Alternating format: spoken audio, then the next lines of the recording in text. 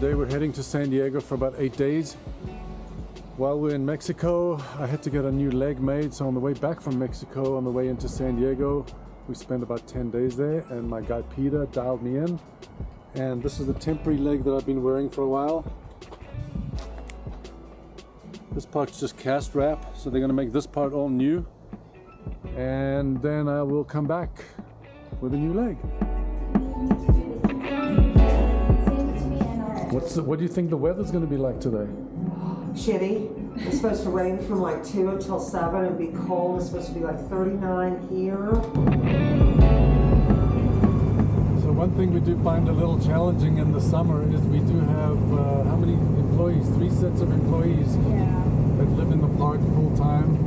And then how many full-time or long-term people? Like 5.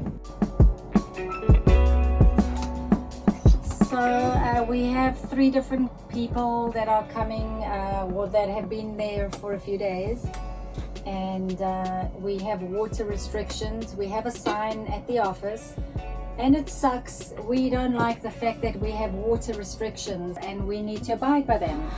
There are 3 different spaces that are giving Anthony a really rough time and swearing at him and turning the water off, and I think it's really unfair for guests of our park to be doing that to our staff when it's 5 to 9 at night and they are still working. To cuss at one of our employees and tell him he's stupid. I know. That's not acceptable. I know, but maybe if we just explained it to them a little more in English, they will understand. So Tammy's about to call them, because if I call the dude, I'm going to tell him to get the hell out tonight. So, you can tell you, Lake Siskiyou. How do you at home? Yeah, you talk. Hi, Larry. Yeah.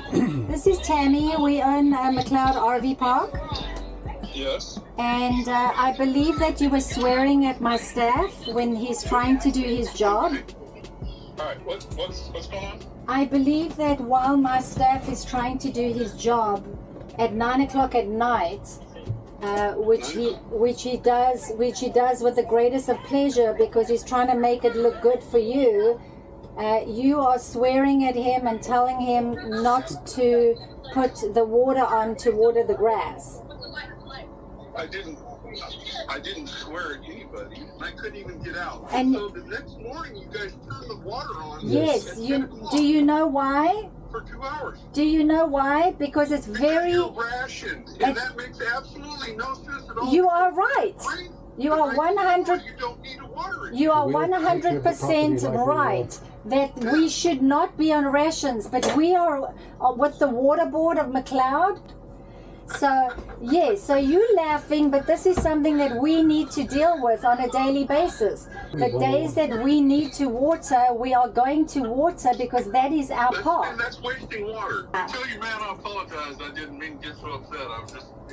It's just nuts. Okay, I totally get that, but you got to understand he's just doing his job. I understand that. Okay. I understand that. Okay, yes. well, Yeah. thank you for listening to me. I appreciate that. Yeah, I know you guys were all in a big hurry to charge us for a couple extra kids we had, but...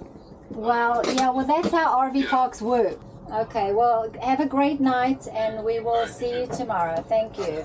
Bye. We woke up this morning in the RV park in Sacramento.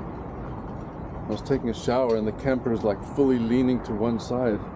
So I asked Tammy to look outside and my fears were confirmed. So I got to deal with this right now.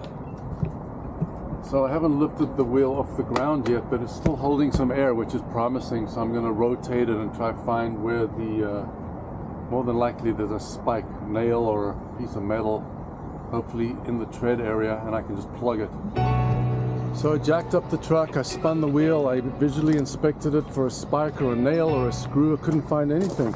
I pumped it up to the desired PSI and it's not leaking anywhere that I can see. I poured soapy water over the whole wheel, can't find anything bubbling up. So it's very, very slow. So we're gonna just drive and maybe the next 30, 40 miles I'll stop and I'll check the PSI again, and if needed I'll pump it up again. So we drove about 35 miles, pulled over to a rest stop, checked the PSI again, and it's gone down a little. So we're just going to go and fill up the air again and pull into a tire repair shop so they can fix it. I'm not in the mood for changing a spare. So we're just pulling out of the rest stop, and the people next to us say that they remember us from McCloud RV Park, and they're on their way to cattle camp right now. And they're not the first ones. I think because they see McCloud RV Park on the side of the track. That's why you got to behave wherever you go, because everybody knows you. Absolutely.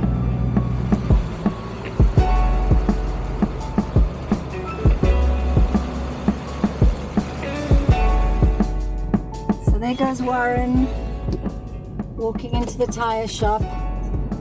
It's unbelievable what always happens. So the guy checked it, and he says it's not coming from the tire, which sucks. That means it's coming from the rim somewhere. I have had a rim crack in the past, just a hairline crack from the weight of the camper.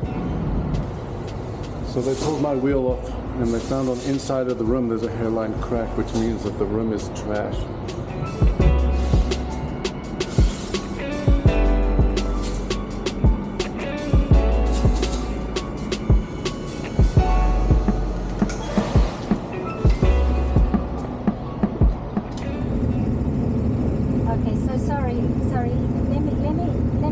Let me stop you there. So when you look at the price of the cabin, it says it's $185. That is the price of the cabin. That is not the price of the pets. The pet is a $25 fee that you need to add, which you didn't add. You just added it to your reservation to let us know that you're bringing the pets, but you didn't pay for the pets.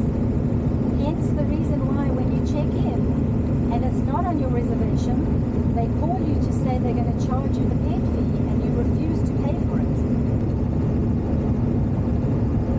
Well, you know us.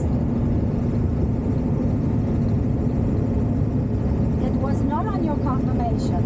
If you look, yes, you added 2 pets and 2 children to tell us that's what you're bringing, but you didn't pay for the pets. So I have.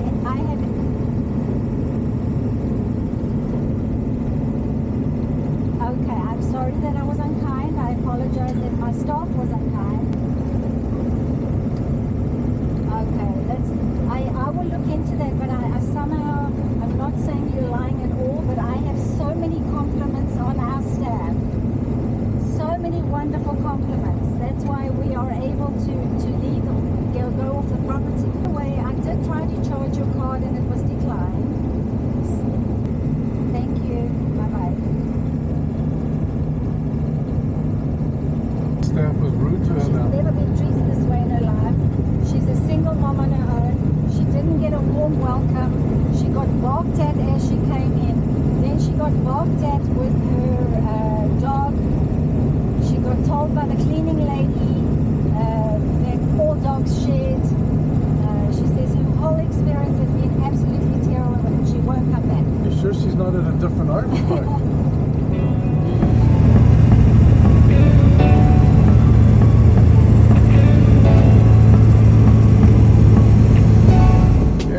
Made it.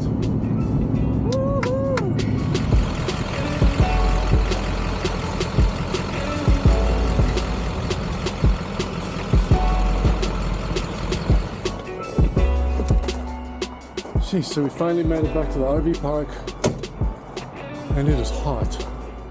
Got the Can-Am over here, all the supplies from Costco, and I'm ready to take a nap.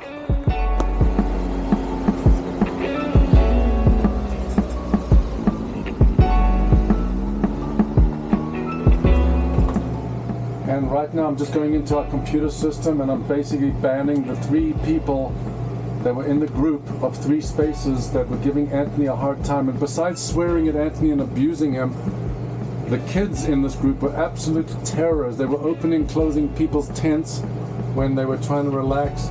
They broke into our electrical room. Our employees continuously over their 4 or 5 day stay had to reprimand them, while the parents didn't give a shit either way. And as much as it sucks to ban people, which we very rarely do, I will not tolerate people abusing our employees, cussing at them, or even treating them badly when they put their heart and soul into this property. We will always have our employees' backs. There's always a better way to do it. The guy could have called me, texted me, my number's on the front desk. We could have sorted it out in a much more civil manner, but the guy just wants to be a jerk and try to explain to us how we should manage the landscaping on our property. He's more than welcome to come up here. We can give him a job.